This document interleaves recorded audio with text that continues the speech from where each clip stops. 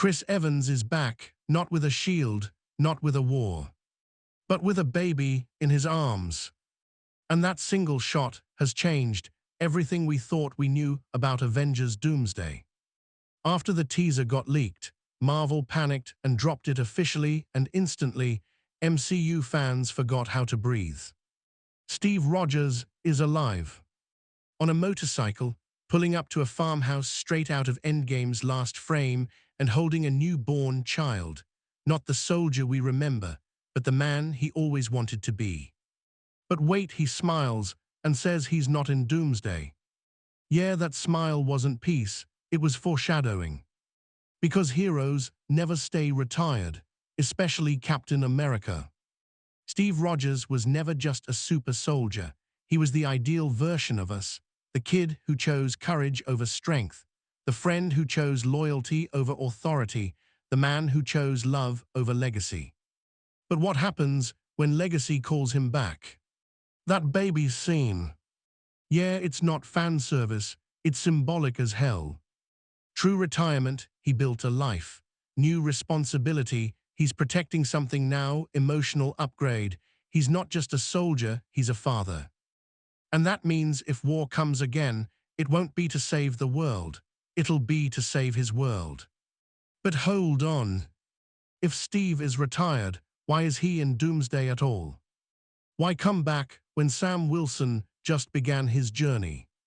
Let's go back to Endgame. Steve returned the stones, but didn't return himself. He stayed with Peggy.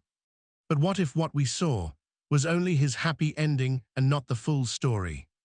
What if before settling down, Steve tried to fix his past?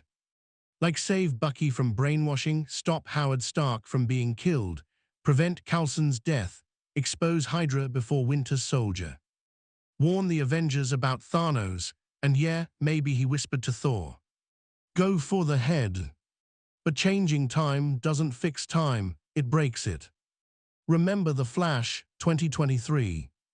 Michael Keaton explained time travel better than Marvel ever did. Time isn't a branch, it's spaghetti.